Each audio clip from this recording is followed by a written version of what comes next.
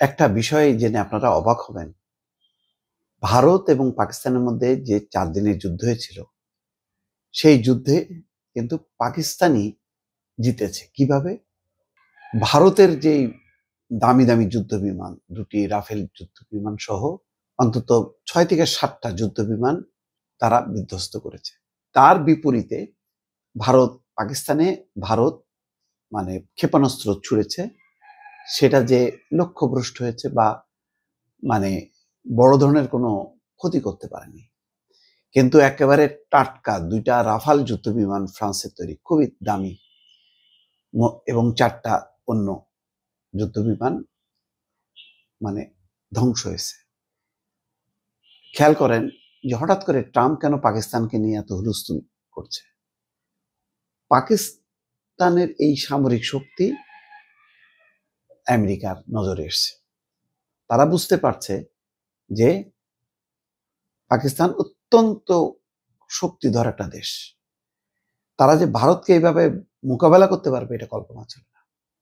সেই কারণে ট্রাম্প কিন্তু গদগদ হয়েছে। এখন আমেরিকার মার্কিন কমিশনের তথ্য হচ্ছে যে ৪ দিনের যুদ্ধে ভারতের বিপক্ষে জিতেছিল পাকিস্তান। এটা হচ্ছে তাদের আভ্যন্তরীণ রিপোর্ট। চলতি বছরের মে মাসে ভারতের বিরুদ্ধে ৪ দিনের যুদ্ধে পাকিস্তান সফল বা জয়ী হয়েছে বলে জানিয়েছে যুক্তরাষ্ট্রের একটা কমিশন।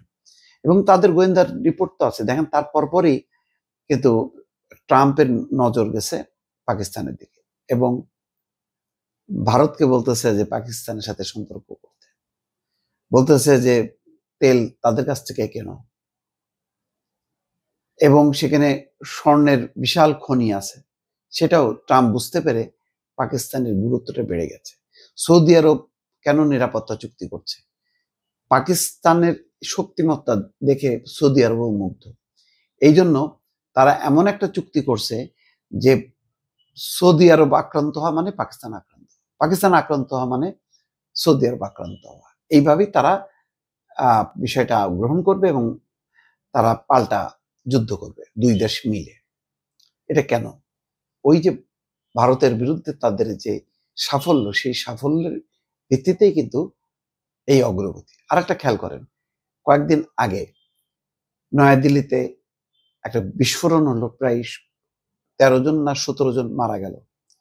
বড় ঘটনা। এই ধরনের সন্ত্রাসী ঘটনার পরপরই ভারত পাকিস্তানকে দায়ী করে। যেমন পেহেলগামে কয়েকদিন আগে যেটাকে ইস্যু করেই যুদ্ধ করলো, পেহেলগামে কাশ্মীরের সন্ত্রাসী হামলায় মানুষ নিহত হওয়ার ঘটনা, ওইটা ইস্যু ধরেই তো মোদি চাইলো যে এটা যুদ্ধ বাধায় সে তার একটা বিশাল একটা মানে ভাবমূর্তি তৈরি করবে আভ্যন্তরীণভাবে, কিন্তু এটা হিতে বিপরীত হয়েছে। এই জন্য নয়াদিল্লিতে যখন নাকি ঘটনা ঘটলো, এত বড় ঘটনার পরেও কিন্তু একবারও ভারত উচ্চারণ করেনি এখানে পাকিস্তানি সন্ত্রাসীরা ঘটনা ঘটিয়েছে। বরং তারা আকারে ইঙ্গিতে বাংলাদেশের দিকে ঠেলার চেষ্টা করছে, পাকিস্তানের দিকে না। ভারত বুঝতে পারছে যে এইটা যদি তারা অভিযুক্ত করে, এটা প্রমাণ তারা করতে পারবে না। আর অভিযুক্ত করলে তখন ভারতের আভ্যন্তরীণভাবে চাপ আসবে, তাহলে তুমি ইয়ে করো, প্রতিশোধ নাও, তুমি উল্টা দেখাও। যদিও একটা এরপর পরই সেখানে একটা অন্তর্ঘাতমূলক কাজ হয়েছে, কিন্তু ওইভাবে ভারত আর মুখ খুলতে পারেনি। ভারত কি করছে? ভারত তার পরাজয়টা মেনে নিতে পারছে না। এই জন্য বারবার হুঙ্কার দিচ্ছে তারা যে কোনো মুহূর্তে আক্রমণ করতে পারে, হামলা করতে পারে। Bharat in the meantime যেটা করেছে সেটা হচ্ছে আফগানিস্তানের সাথে তার সখ্যতা বাড়িয়েছে। আফগানিস্তানের যেই যারা নিষিদ্ধ ছিল, যারা কখনো আন্তর্জাতিক সফরে আসতে পারে না, পশ্চিমারা নিষিদ্ধ করেছে, সেই আফগানিস্তানের সাথে তাদের দহরম মহরম।